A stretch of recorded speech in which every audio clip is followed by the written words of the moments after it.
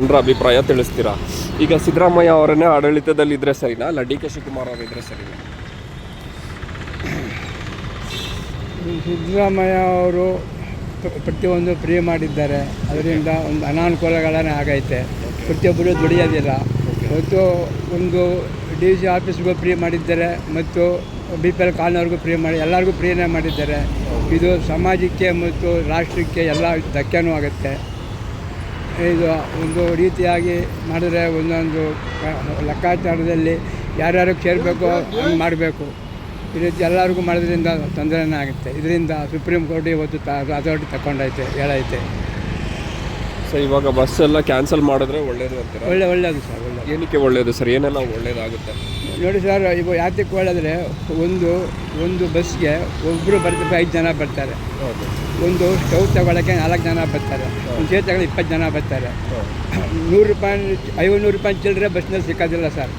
ಬರೀ 4 ಜನ ಗಂಡಸರು, ಕಂಡಕ್ಟ್ರ್ ಬರೀ 3 ಜನ, 4 ಜನ 50 ಜನನೂ ಹೆಂಗಸರೇ ಇರ್ತಾರೆ. ಇವತ್ತು ಪ್ರತಿಯೊಂದು 4,000 ಕೋಟಿ ಲಾಸ್ ಆಗೈತೆ. 4,000 ಕೋಟಿಲಿ 440 ಕೋಟಿ ಕೊಟ್ಟಿದ್ದಾರೆ. ಅದು 4 ಭಾಗ ಮಾಡ್ತಾರೆ. ಯಾವುದಕ್ಕೆ ಸಾಕಾಗುತ್ತೆ ಅವರು? ಅದು ಕರೆಕ್ಟ್.